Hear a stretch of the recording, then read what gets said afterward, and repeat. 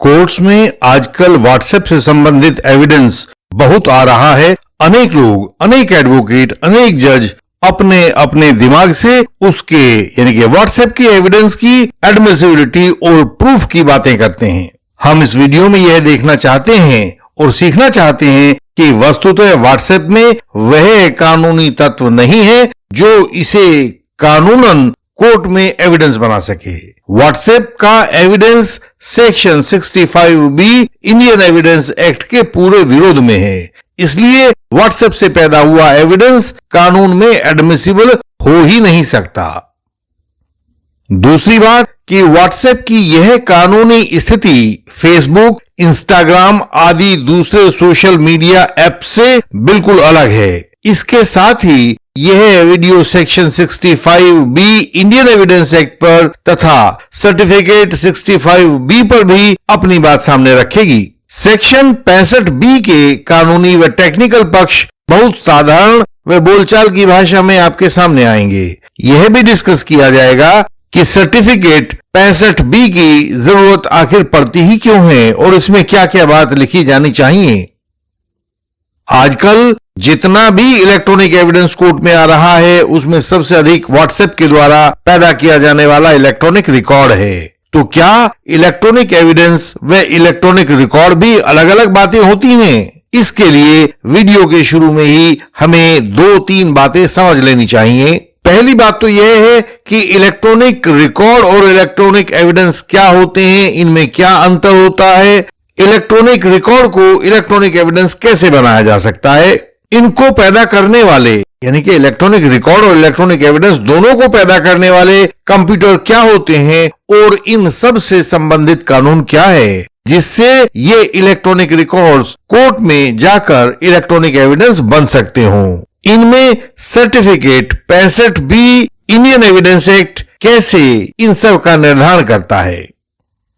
Section 65B evidence act कहता है कि कंप्यूटर द्वारा उत्पादित कोई भी प्रिंटेड पेपर या ऑप्टिकल अथवा मैग्नेटिक मीडियम में स्टोर किया गया, रिकॉर्ड किया गया या कॉपी किया गया इलेक्ट्रॉनिक रिकॉर्ड वैसा ही डॉक्यूमेंट होगा जैसा कि एविडेंस एक्ट के सेक्शन 3 में लिखा है। इसका मतलब यह है कि इलेक्ट्रॉनिक रिकॉर्ड कोर्ट प्रोसीडिंग्स के दौरान कोर्ट में दाखिल किया जा सकता है और कोर्ट अपनी कार्रवाई के नियमों के अनुसार उसका उपयोग कर सकता है। उस इलेक्ट्रॉनिक रिकॉर्ड को प्रूव करने के लिए उसे एविडेंस में दिया जा सकता है और उस पर क्रॉस एग्जामिनेशन भी किया जा सकता है।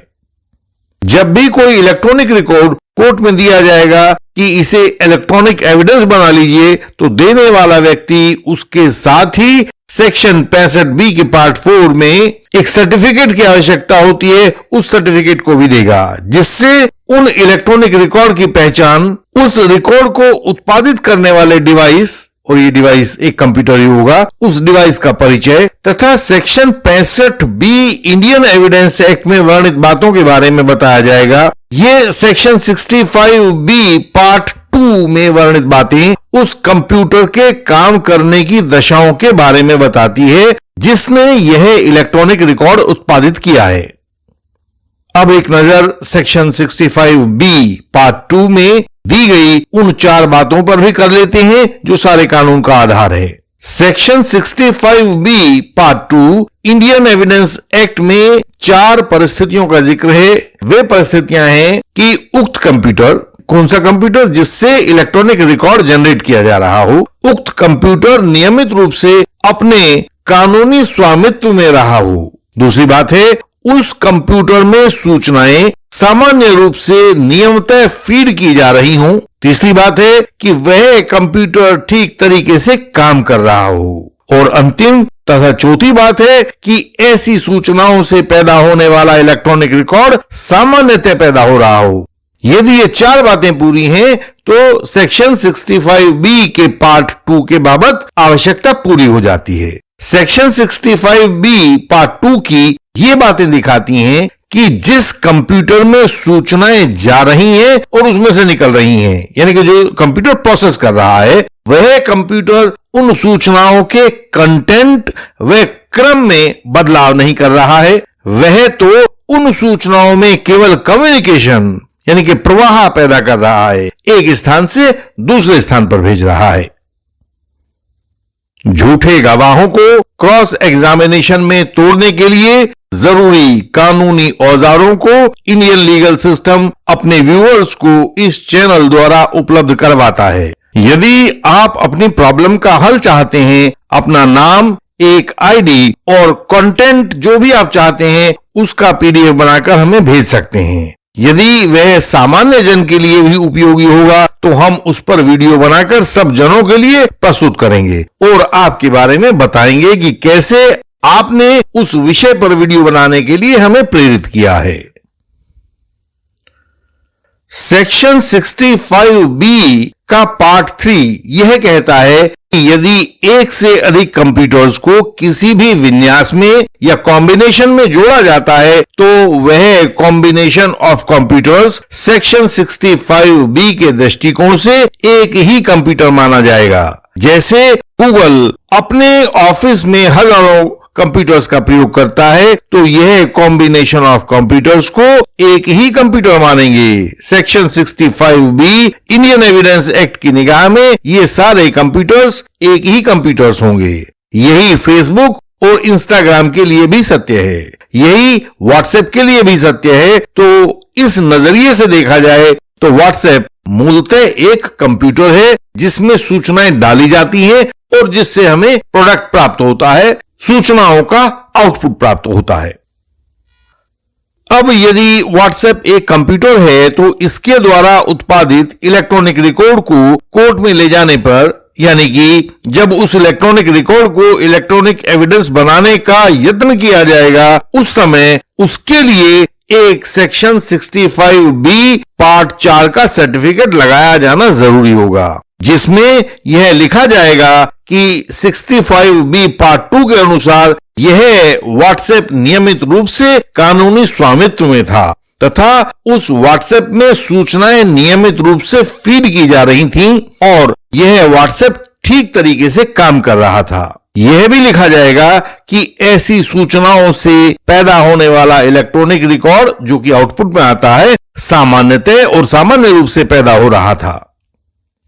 यह वैसा ही 65B का सर्टिफिकेट होगा जैसा कि आपके CDR के साथ मोबाइल नेटवर्क प्रोवाइडर्स जैसे MTNL, एयरटेल या जियो कंपनी वाले देते हैं। एयरटेल या जियो कंपनी वाले अपने कंप्यूटर की डेटाबेस में से रिकॉर्ड निकालकर उसकी कॉपी आपको दे देते हैं और साथ में 65B का सर्टिफिकेट लगाकर भी दे देते हैं। फेसबुक व इंस्टाग्राम भी ऐसा ही करते हैं, लेकिन व्हाट्सएप ऐसा नहीं करता है।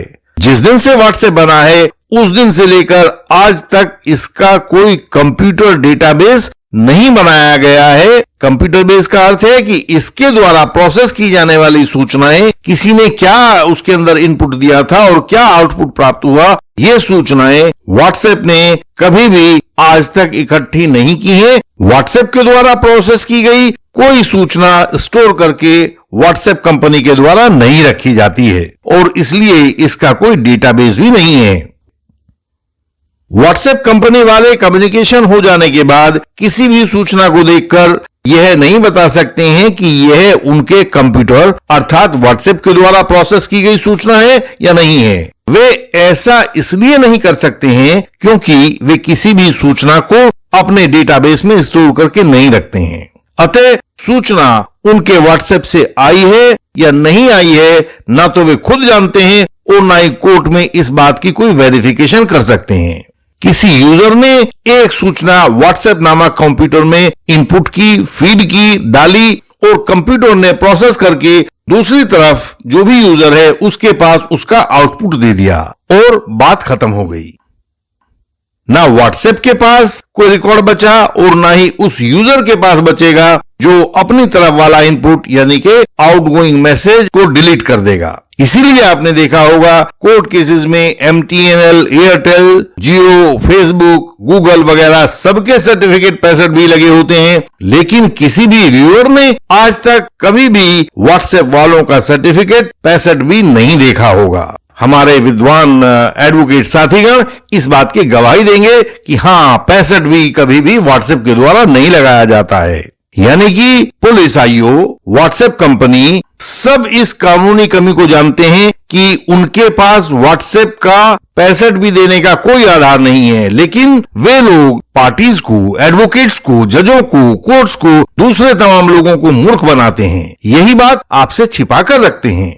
व्हाट्सएप प्रिंटआउट्स के बारे में, ये एक पक्ष के प्रिंटआउट्स के द्वारा दूसरे पक्ष के उत्तरों को भी एडमिसिबल और प्रूव्ड दिखाने की हिमाकत करते हैं। आपके प्रिंटआउट्स ज्यादा से ज्यादा यह दिखा सकते हैं कि आप इस बात को लिखना स्वीकार कर रहे हैं। यह बिल्कुल नहीं दिखाया जा सकता है कि व्हाट्सएप नाम के कंप्यूटर से गुजरकर दूसरे पक्ष का क्या उत्तर आप तक आया है। यह तो केवल व्हाट्सएप कंपनी वाले ही प्रूव कर सकते हैं और अपने डेटाबेस में से देखकर प्रूव करेंगे कि देखिए साहब, ए ने यह सूचना डाली और यह बी को प्राप्त हुई। वही बता पाएंगे कि उस तरफ से जो भेजा गया मैसेज था वह जस का तस इस तरफ मिल गया था, और इसके लिए वे अपने डेटाबेस में मौजूद कंटेंट कोर्ट में लाकर दिखाएंगे। लेकिन व्हाट्सएप का डेटाबेस तो कभी रहा ही नहीं है, और बिना डेटाबेस के यह कभी प्रूव नहीं किया जा सकता कि व्हाट्सएप कंप्यूटर में एक तरफ से डाला गया जो मैसेज था वह बिना कंटेंट परिवर्तन के ही दूसरी तरफ निकल गया था, या जो दूसरी तरफ निकला था वह क्या मैसेज डाले जाने वाले के बराबर ही था, या इसमें कुछ परिवर्तन हो गया था। यह कभी साबित नहीं किया जा सकता। तो फिर व्हाट्सएप कंप्यूटर ने सूचनाओं पर जो भी क्रिया की उससे कंटेंट पर क्या असर पड़ा, इसका सर्टिफिकेट पैसेट भी व्हाट्सएप कंपनी नहीं दे पाएगी, और बिना इस सर्टिफिकेट पैसेट बी को कोर्ट में लगाए हुए व्हाट्सएप प्रिंटआउट्स का या व्हाट्सएप के द्वारा तैयार किए गए किसी भी इलेक्ट्रॉनिक रिकॉर्ड का कोई मतलब नहीं होगा, उसको वेरीफाई नहीं किया जा सकेगा। इस प्रकार उसको कभी इलेक्ट्रॉनिक एविडेंस नहीं बनाया जा सकेगा। हमारे एक व्यूअर हैं मिस्टर पांडे, उन्होंने भी व्हाट्सएप कम्युनिकेशन को लेकर प्रश्न पूछे थे और उनके प्रूफ के बारे में पूछा था। हमने कोशिश की है कि पांडे जी के प्रश्न इस वीडियो में उत्तर दे दिए जाएं, और हमें उम्मीद है कि यह उत्तर उन तक पहुंच गया होगा। हमारे अनेक व्यूअर्स हमारे पास तब आते हैं जब बहुत देर हो चुकी होती है, उनके केसेस के क्रॉस एग्जामिनेशंस खराब हो चुके होते हैं। भारतीय न्यायिक व्यवस्था में केस मुख्यतः 3 गवाहों पर टिका होता है। पहला प्रोसिक्यूटर्स, दूसरा एक्सपर्ट विटनेस जैसे डॉक्टर्स या एफएसएल एक्सपर्ट्स, और तीसरा investigating officer of the case यानी कि आईओ। इनमें से यदि किसी भी गवाह का क्रॉस एग्जामिनेशन अप्रभावी रहता है तो चाहे आप कुछ कर लें, उसमें सजा से बचाव मुश्किल हो जाता है। तो असलियत में आपके केस की मजबूती आपका क्रॉस एग्जामिनेशन ही होता है।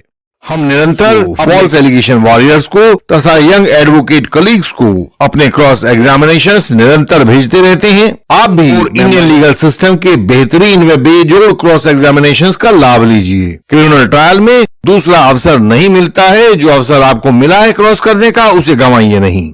हमारी वेबसाइट indianlegalsystem.org पर विजिट करें, हमारा YouTube channel Indian legal system देखें और झूठे आरोपों से बचने की युक्ति सीखें। हमारे व्हाट्सएप नंबर जो सामने स्क्रीन पर दिखाई दे रहा है उस पर मैसेज भेजें, मेंबर बने और सहायता का लाभ पाएं। आपसे अगली वीडियोस में फिर मुलाकात होगी, तब तक के लिए प्रणाम।